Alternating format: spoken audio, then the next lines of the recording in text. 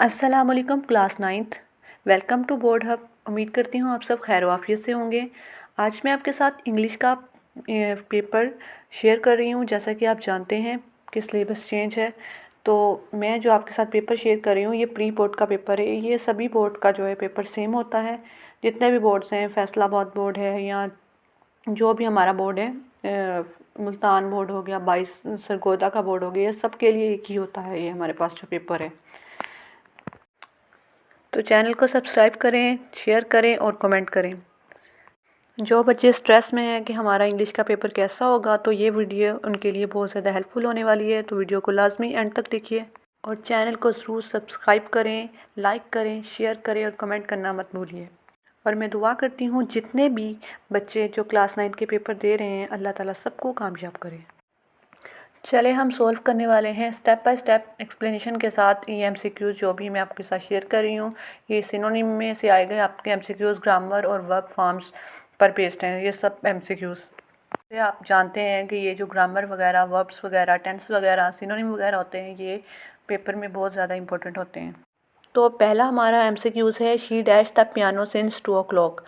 तो ये जो सिंस वाले या फॉर वाले जुमले होते हैं, ये present perfect continuous, future perfect continuous या फिर पास्ट परफेक्ट कंटिन्यूस के होते हैं। तो इसका करेक्ट आंसर है हैज़ बीन प्लेइंग। नेक्स्ट हमारे पास एमसीक्यूज़ है, I dash you since Monday. ये भी वही सिंस और वाला जो है आपका सेंटेंस टेंस है।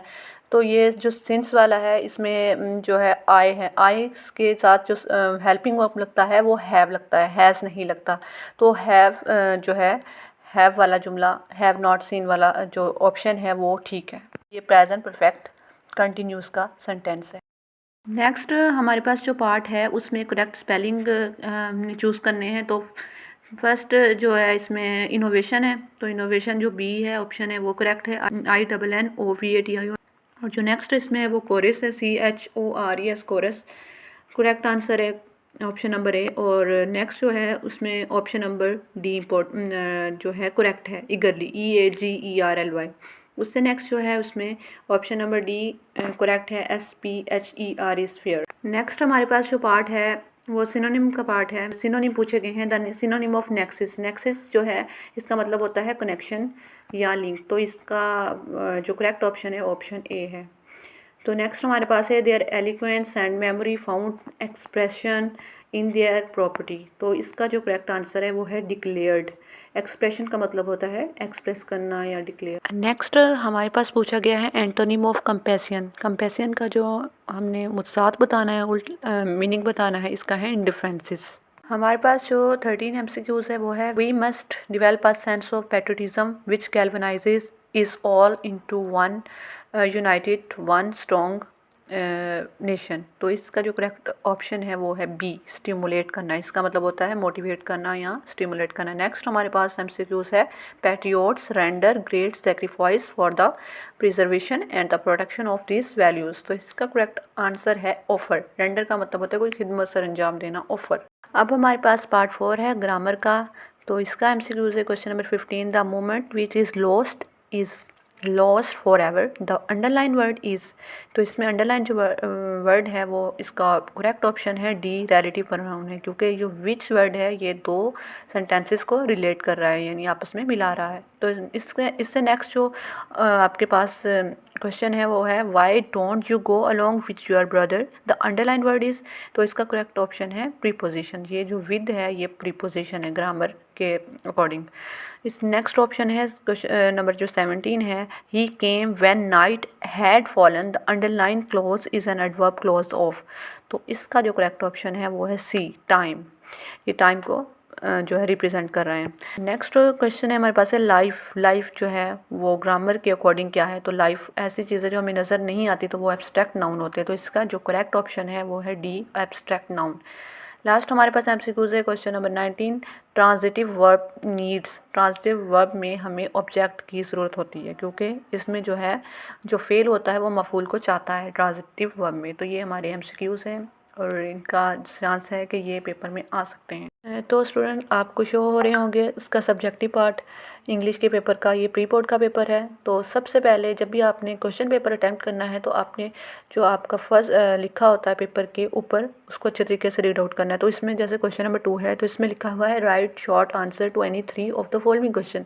तो ये आपने केयरफुली देखना है कि 3 आंसर ही अटैम्प्ट करने, कहीं आप 2 या 1 अटैम्प्ट करके मत आइएगा, 3 अटैम्प्ट करने हैं। और इसमें चॉइस से 5 इसमें टोटल क्वेश्चन है जिसमें से आपने 3 अटैम्प्ट करने हैं। हमारे पास फर्स्ट पार्ट है what does the emphasise on the Arabs memory and eloquence suggest about their culture before Islam.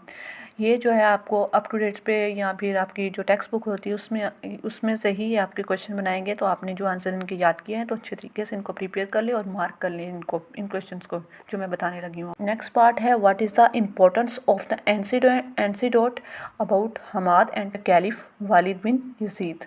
Next हमारे पास पार्ट है व्हाट चैलेंजेस डिड द रसूलुल्लाह सल्लल्लाहु अलैहि वसल्लम face in proclaiming the oneness of Allah तौहीद and the unity of Mankind.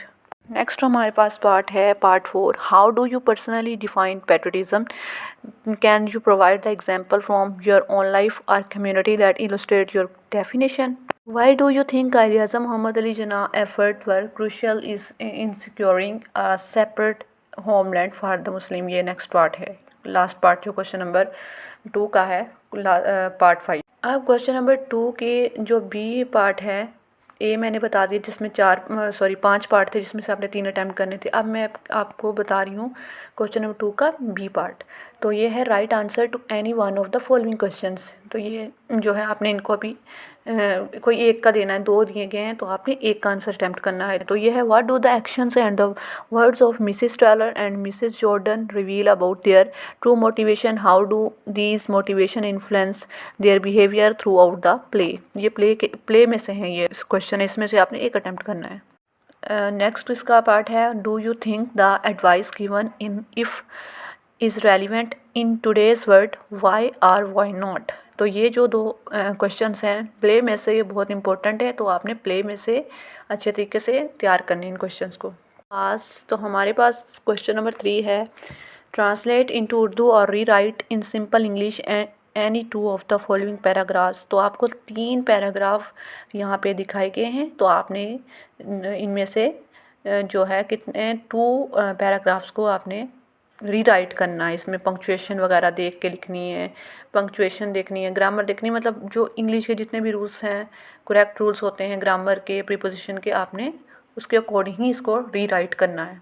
तो students first 2 paragraph जो हैं वो हैं chapter number 1 the saviour of mankind से हैं। आप इनको स्क्रीन पे आपको शो हो रहे हैं तो आप इनको अपनी बुक पे मार्क कर लें और इसको अच्छे तरीके से तैयार कर लें।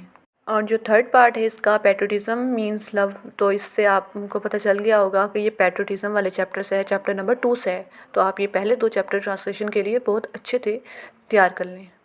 तो हमारे पास नेक्स्ट क्वेश्चन है क्वेश्चन नंबर 4, वो है right the summary of the poem daffodils by William Wordsworth.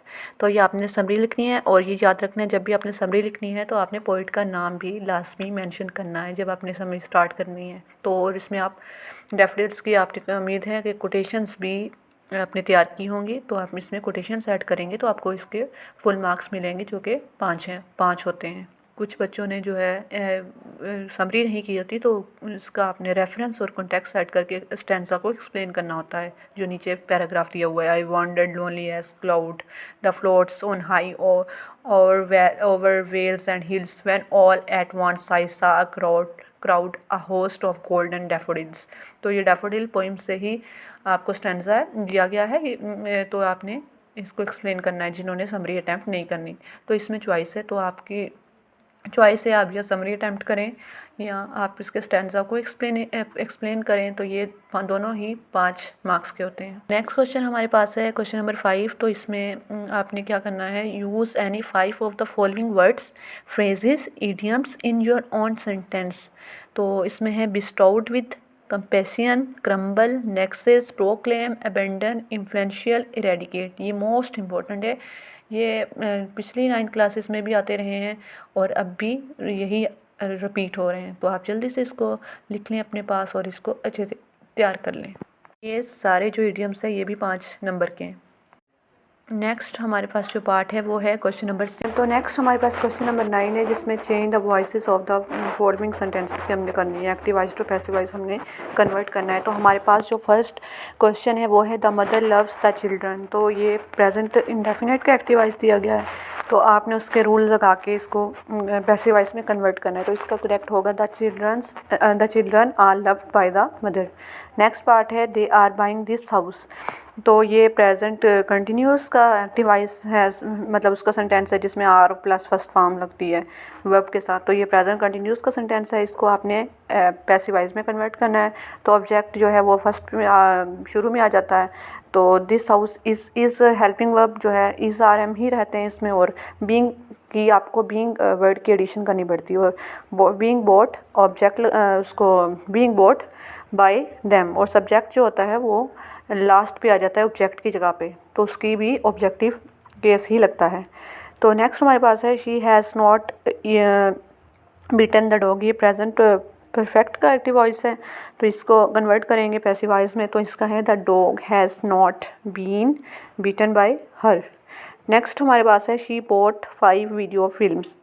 तो यहाँ पे जो हमारे पास है वो है, ये जो सेंटेंस है ये कौन से टेंस का है, ये पास्ट इंडेफिनिट का है, क्योंकि इसमें शी के बाद कोई हेल्पिंग वर्ब नहीं है सब्जेक्ट के बाद। तो जिसमें हेल्पिंग वर्ब नहीं लगा होता लेकिन वर्ब की सेकंड फॉर्म लगी होती है, तो वो पास्ट इंडेफिनिट होता है। तो आप जब भी आप active voice to passive voice में जाते हैं तो सबसे पहले आपको टेंस आने चाहिए। अगर आपको टेंस आते हैं तो आपके लिए ये बहुत ही ईजी होते हैं। तो इसका पैसिव वॉइस क्या बनेगा, 5 video films were bought by her. तो लास्ट पार्ट है a letter will be written by her. तो इसका एक्टिव वॉइस क्या होगा, she will write a letter, कि वो लेटर लिखेगी। तो विल बी शैल बी जिसमें हेल्पिंग वर्ब यूज़ होते हैं, तो वो कौन सा टेंस होता है, वो होता है फ्यूचर कंटिन्यूस टेंस। तो यहाँ पे ये क्या आएगा, she will write a letter. ये थे आपके सब्जेक्टिव पार्ट के मोस्ट इम्पोर्टेंट क्वेश्चन, जो आपको तैयारी करने में बहुत हेल्पफुल रहेंगे।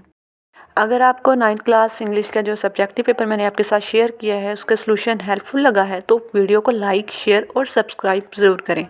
और अगर किसी क्वेश्चन में प्रॉब्लम हो तो कमेंट में ज़रूर बताइए, मैं उसका सलूशन भी अपलोड करूँगी इंशाल्लाह। और अल्लाह ताला आप सबको कामयाब करें।